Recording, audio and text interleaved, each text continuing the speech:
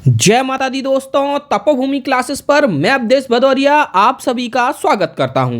दोस्तों, आज का वीडियो आप सभी लोगों के लिए बेहद महत्वपूर्ण है। साल 2025 शुरू हो गया है और इस वीडियो में मैं उन सभी भर्तियों के बारे में बताऊंगा जो साल 2025 में आने वाली हैं।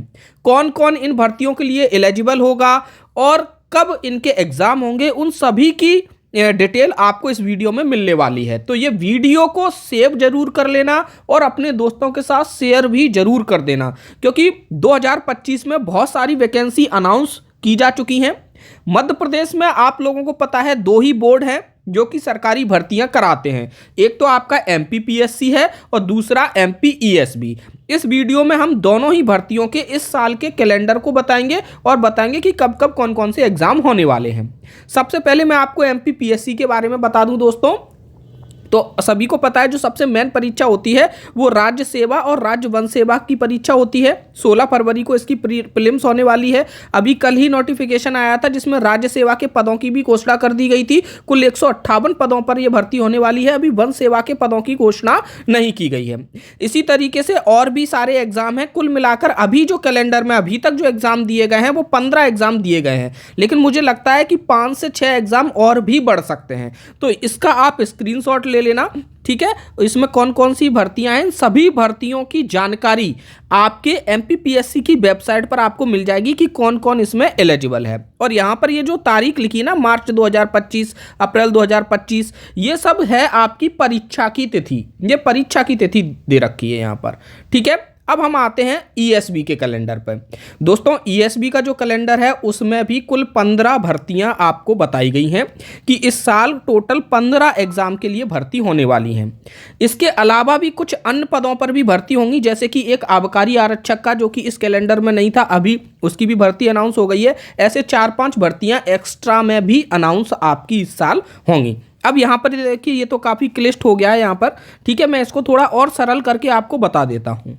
जैसे कि सबसे पहले मैं आपको समझा देता हूँ, ये समूह 1, समूह, उपसमूह, समूह, इस तरीके की जो भर्तियाँ हैं इनमें कौन कौन एलिजिबल है और कौन कौन सी भर्तियाँ आने वाली हैं। दोस्तों, एक होता है समूह 1। इस तरीके से 5 समूह बांटे गए हैं, 5 या 6 समूह व्यापम ने, ईएसबी ने बांटे हैं। समूह 1 की जो भर्तियां होती हैं वो पोस्ट ग्रेजुएट के लिए होती हैं, जिनके पास पोस्ट ग्रेजुएट है। और इसमें भी 3 समूह दोस्तों बांटे गए हैं। एक कृषि का समूह है, जिनके पास कृषि में पोस्ट ग्रेजुएशन है। दूसरा कॉमर्स, यानी कि इकोनॉमिक्स में, कॉमर्स में, अकाउंट्स में, स्टैटिक्स में, इनमें किसी में भी पीजी है जिनके पास। और तीसरा प्रबंधन यानी मैनेजमेंट, एमबीए या फिर अन्य कोई प्रबंधन का पोस्ट ग्रेजुएशन किसी के पास है तो उनकी वैकेंसी। यहाँ पर 2 उपसमूहों में वैकेंसी आपकी आएगी। एक उपसमूह 1 में आएगी जिसमें 247 पद हैं, और उपसमूह 3 यानी प्रबंधन के में आएगी जिसमें 248 पद हैं।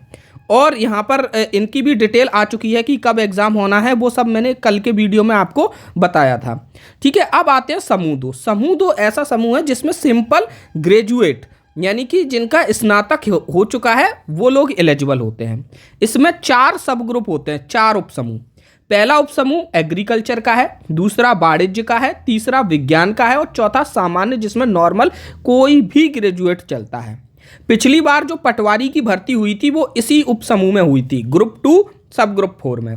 अभी इस साल भी इसमें परीक्षा होने वाली है और कुल पद हैं 631, ठीक है। उपसमूह 3 में 248 पद हैं और उपसमूह 1 के पद अभी अनाउंस नहीं हुए हैं, लेकिन इसकी परीक्षा की तिथि अनाउंस कर दी गई है।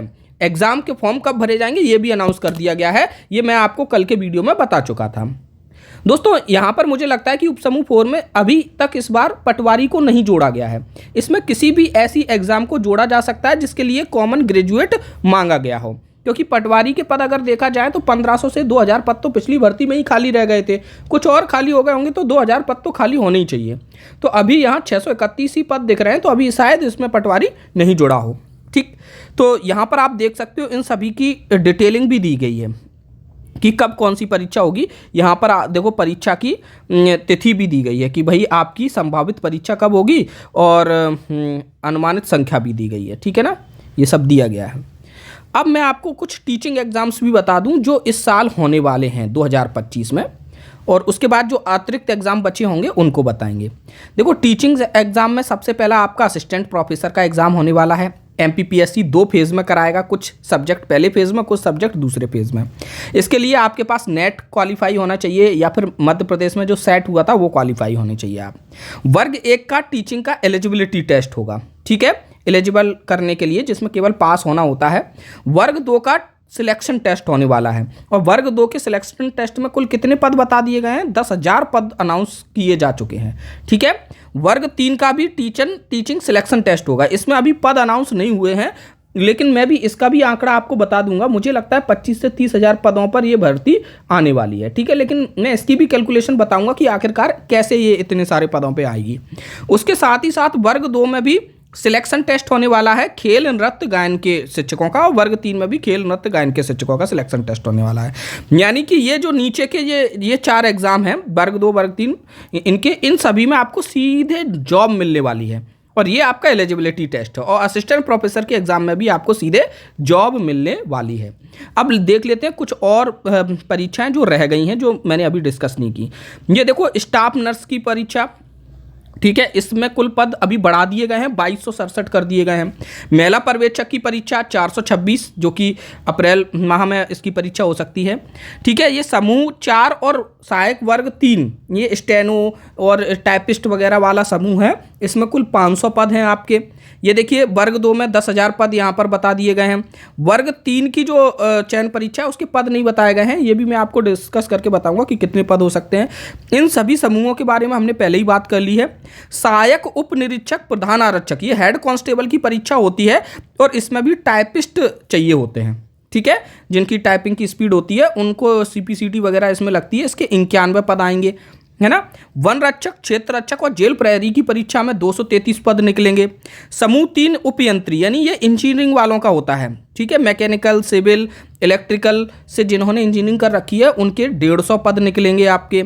और ITI में जो TO की परीक्षा होती है, ठीक है, वो TO के भी अभी पद अनाउंस नहीं हुए हैं, लेकिन फरवरी 2024 में परीक्षा होगी, दिसंबर 2025 में फॉर्म भरे जाएंगे। उच्च माध्यमिक शिक्षक पात्रता परीक्षा, यानी कि ये वर्ग 3 की पात्रता परीक्षा है, इसके फॉर्म भी आपके दिसंबर में चालू हो जाएंगे, ठीक है। फरवरी में इसका भी एग्जाम होगा 2026 में। तो ये इतने पद अभी बता दिए गए हैं। मुझे लगता है 4-5 पद और आ सकते हैं, इसलिए आ सकते हैं क्योंकि अभी आबकारी आरक्षक का भी एक नोटिफिकेशन आया जो कि कैलेंडर में नहीं दिया गया है, ठीक है, आबकारी आरक्षक का आया। हो सकता है आपका SI का भी नोटिफिकेशन आ जाए इस साल, है ना, और भी अन्य कुछ नोटिफिकेशन भी आ सकते हैं, जो भी जब भी आएंगे तो उनको मैं आपको शेयर कर दूंगा। और इस वीडियो को आप जरूर सेव कर लीजिए और अपने दोस्तों तक जरूर भेजिए, ठीक है। और आप किन किन एग्जाम के लिए क्वालिफाई कर रहे हैं वो आप नोट करके रखिए, बाकी एग्जाम सब छोड़ दीजिए, आप किन किन में क्वालिफाई कर रहे हैं उसकी तैयारी अभी से करने लगिए। ऑल द बेस्ट, धन्यवाद।